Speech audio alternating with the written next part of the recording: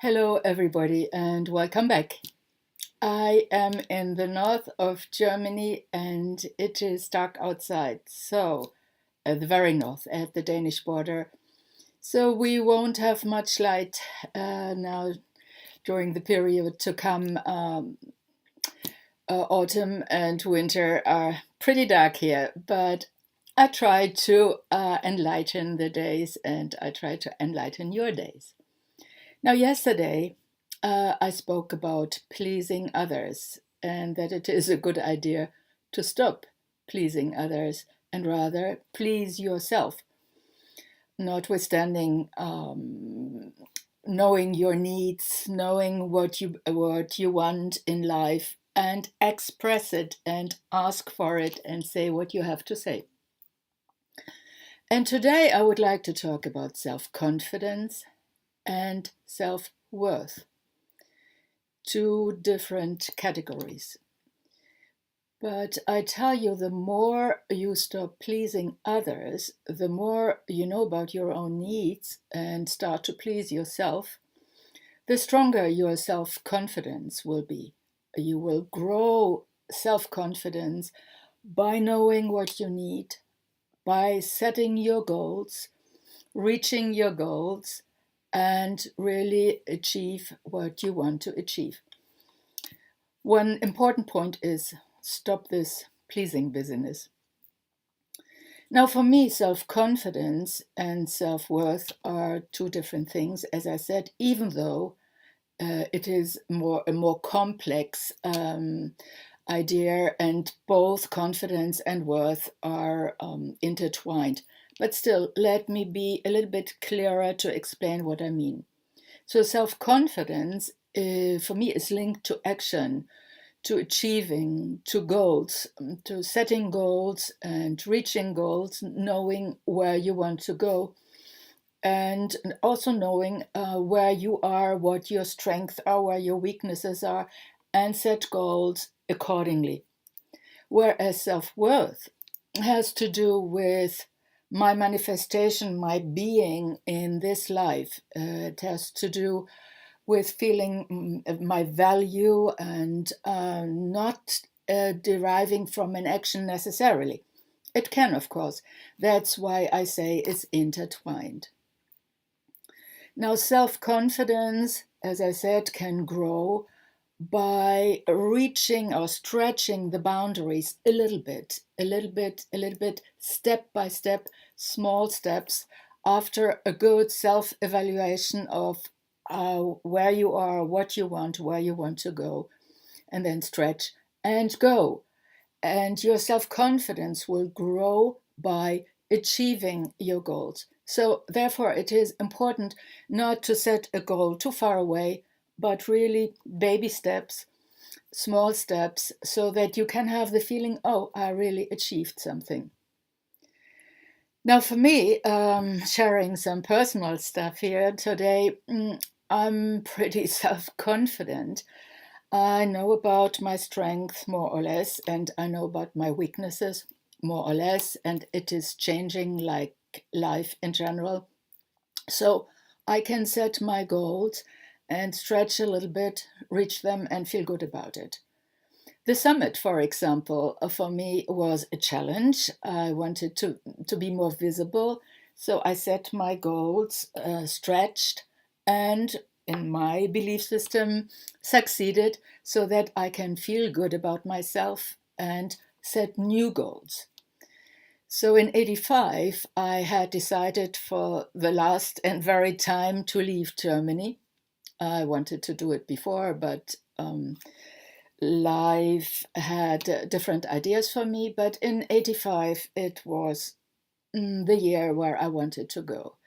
And I had decided to go to a French speaking country in Africa or in Europe or elsewhere.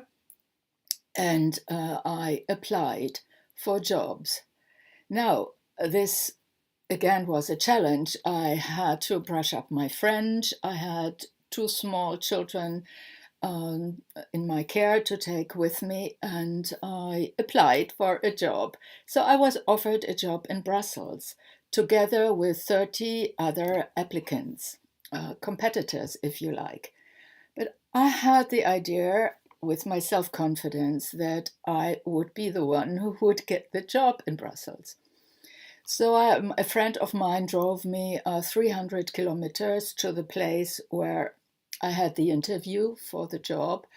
And during the ride, my friend drove, and I could just sit with myself saying, I'm going to get the job. I am confident that I will get the job. I have more or less everything that's needed for the job. So, anyway, the interview went very well because of my confidence, and I got the job. So, if you want to grow your confidence, as I say, look out for something that you would like to achieve and go there. Be convinced that this is really what you can achieve. So nothing, no good sitting in a corner whining, saying, "Oh, I can't do it. I can't do it." No, no, no. I'm sure you can. If you set your goals right, if you do not stretch too far, but also not too little, not too small a step to take. Now, self-worth for me is a different thing. For all of us, including myself, who have unfortunately suffered abuse during childhood or early adolescence, and when I say abuse, I mean physical abuse, as it was my case, emotional abuse, or even, unfortunately, also sexual abuse. So, with the experience of abuse, the self worth is not cannot grow. I cannot have the feeling of myself that I'm worthy, that I have value, because one of the significant people in my life, people that I loved, were criticizing, putting me down, punishing me for things that I even didn't know that I did wrong. So, for all of us, for all of you, for all of us who have been criticized a lot, who have been abused, I can say that we have to struggle with believing in our own value as a human being here at this time on this planet.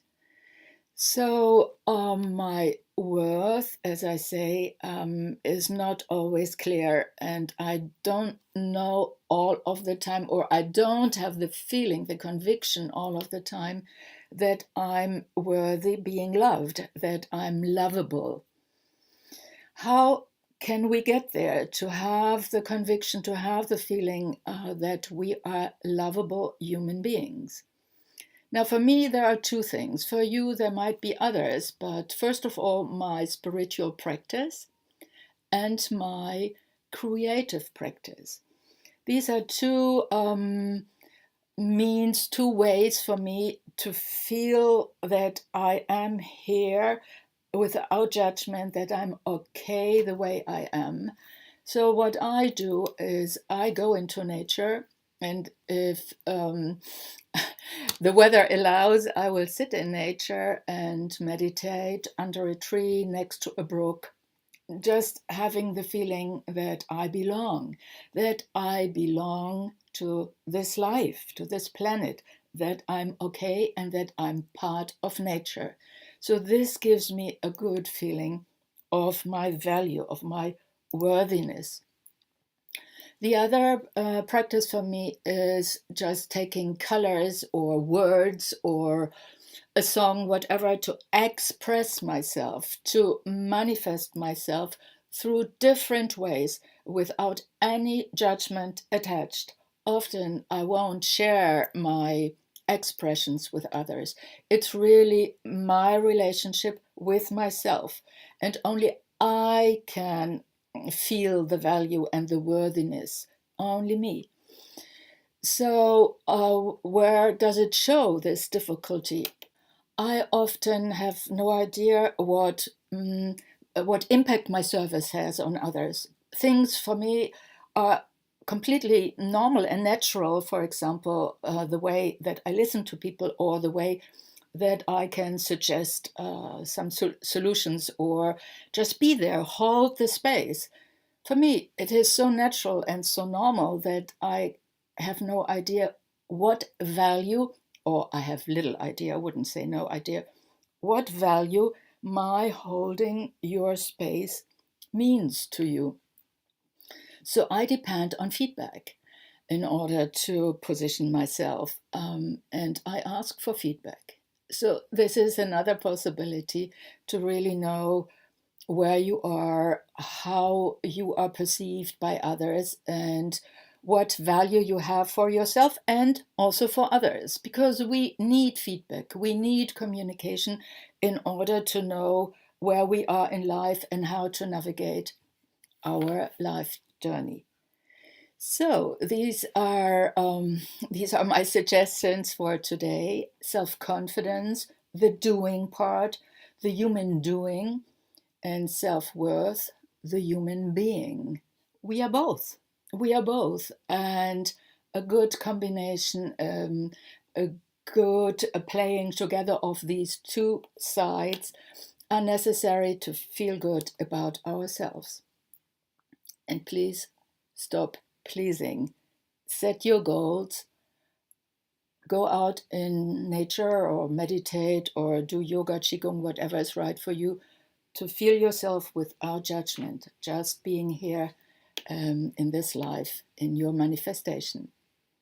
So tomorrow I will summarize my two videos here and talk about authenticity and self-expression in an authentic way.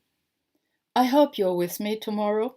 And if you have any question, any remark to make, please write to me. I'm here for you, holding the space, sharing whatever I know, whatever I've experienced with you. I love doing that. See you tomorrow and have a beautiful light day. Bye bye.